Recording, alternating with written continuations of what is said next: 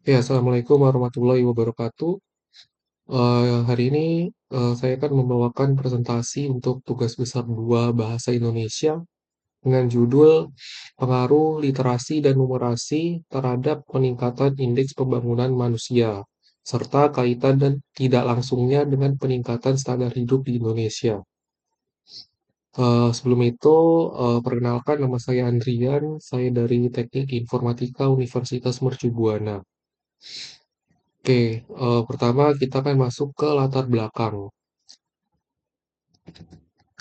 Nah, pembangunan manusia merupakan aspek fundamental dalam mewujudkan kesejahteraan masyarakat secara menyeluruh. Salah satu indikator utama yang digunakan untuk mengukur keberhasilan pembangunan manusia adalah melalui Indeks Pembangunan Manusia atau IPM, di mana IPM sendiri mencakup 3 dimensi penting, yaitu kesehatan, pendidikan, dan juga standar hidup yang layak. Nah, di antara ketiga dimensi tersebut, pendidikan menjadi fondasi utama yang secara langsung mempengaruhi kualitas sumber daya manusia. Nah, dalam konteks ini, literasi dan numerasi menjadi komponen dasar dalam sistem pendidikan yang tidak hanya mempengaruhi hasil belajar, tetapi juga berkontribusi terhadap peluang kerja, produktivitas, serta pengambilan keputusan sehari-hari. Oleh karena itu, literasi dan numerasi juga memiliki keterkaitan tidak langsung terhadap peningkatan standar hidup. Nah, penting untuk mengkaji secara mendalam pengaruh literasi dan numerasi terhadap IPM atau Indeks Pembangunan Manusia dan bagaimana keduanya dapat menjadi instrumen strategis dalam pembangunan manusia yang berkelanjutan.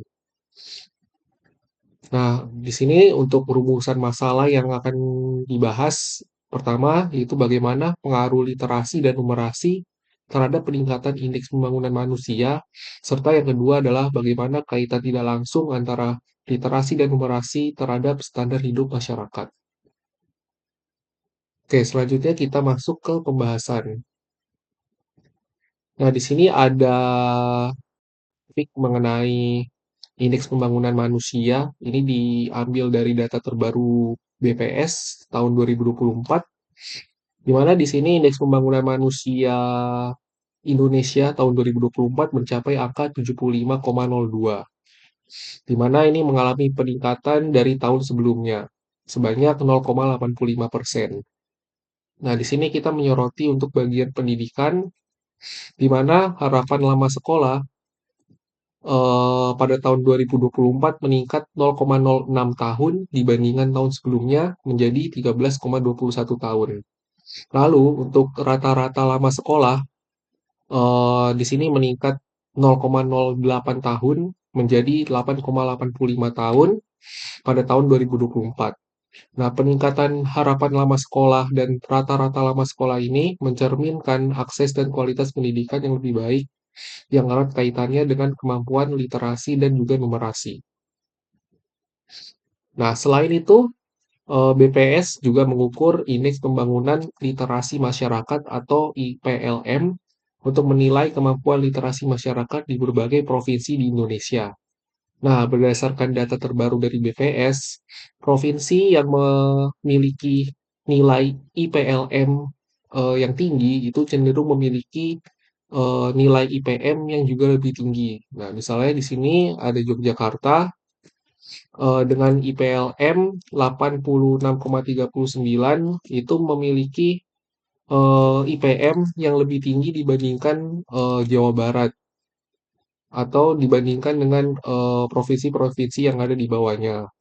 Nah, hal ini menunjukkan bahwa peningkatan kemampuan literasi masyarakat itu berkontribusi positif terhadap pembangunan manusia secara keseluruhan.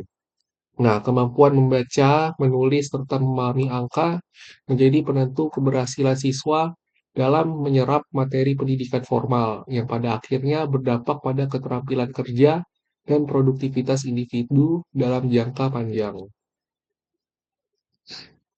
Nah, lalu di sini ada peran literasi dan numerasi dalam mendorong mobilitas sosial.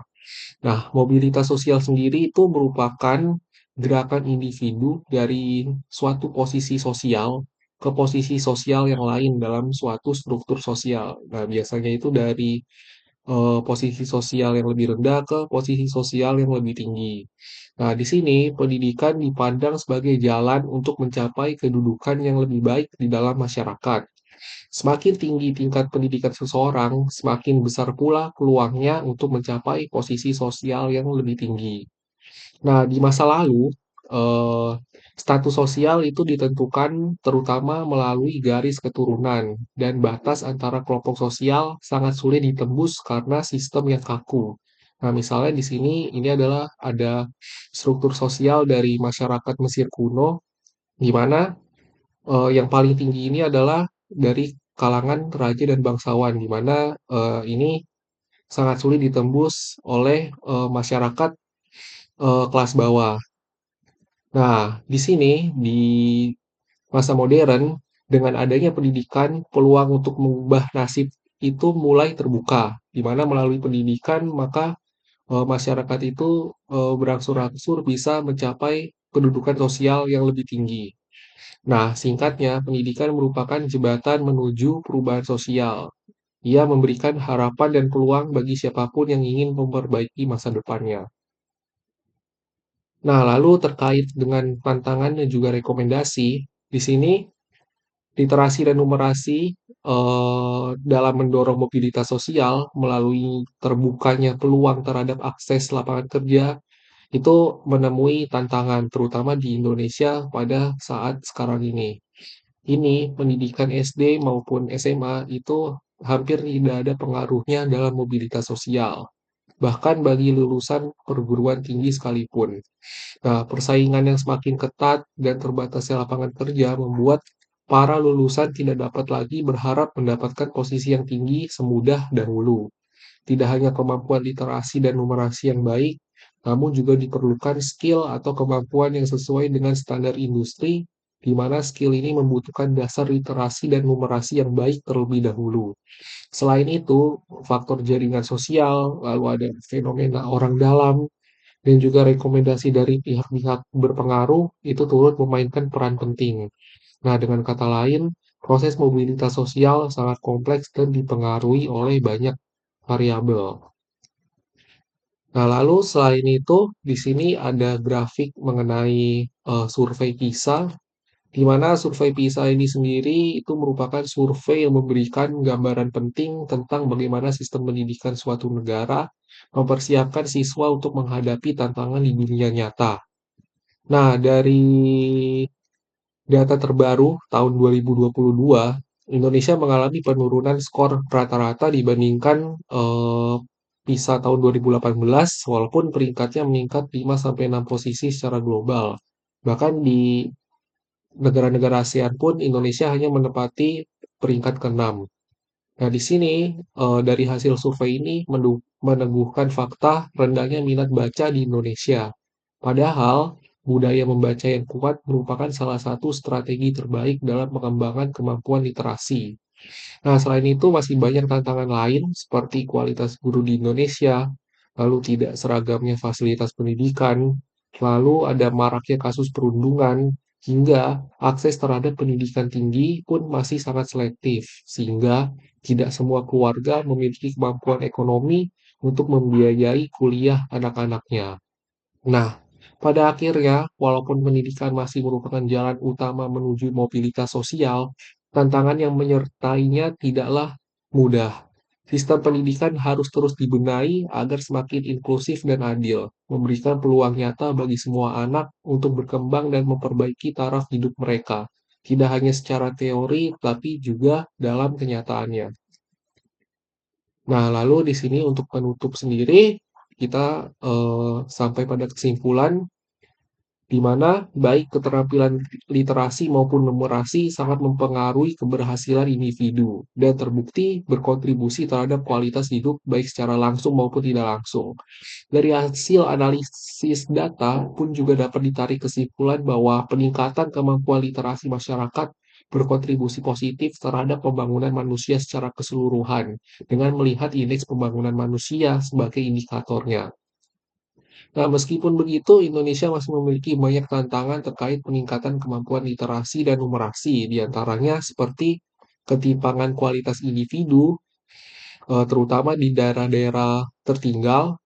Lalu tidak sesuainya kurikulum pembelajaran dengan kebutuhan industri, rendahnya budaya baca, minimnya lingkungan belajar yang mendukung, tidak terjangkaunya akses pendidikan bagi golongan yang kurang mampu, serta minimnya peran pemerintah dalam mengatasi praktik-praktik diskriminatif dan nepotisme dalam dunia pendidikan maupun dunia kerja. Sudah sewajarnya ada upaya-upaya konkret yang dilakukan bersama oleh masyarakat dan pemerintah untuk menjawab tantangan ini. Nah, dari kesimpulan yang kita dapatkan di sini terdapat beberapa saran yang dapat diajukan untuk memperkuat peran literasi dan numerasi dalam meningkatkan indeks pembangunan manusia dan standar hidup di Indonesia. Nah, yang pertama yaitu penguatan kemampuan literasi dan numerasi di tingkat sekolah dasar dan menengah. Lalu ada revitalisasi peran guru sebagai agen transformasi sosial. Lalu ada pembangunan budaya baca dan lingkungan belajar yang mendukung. Lalu ada perluasan akses pendidikan bagi kelompok rentan. Lalu ada penyesuaian kurikulum dengan kebutuhan dunia kerja modern. Serta yang terakhir yaitu perlunya kebijakan yang menjamin mobilitas sosial yang adil dan terbuka. Ya, mungkin itu saja bisa saya sampaikan pada presentasi kali ini. Kurang lebihnya mohon maaf. Wassalamualaikum warahmatullahi wabarakatuh.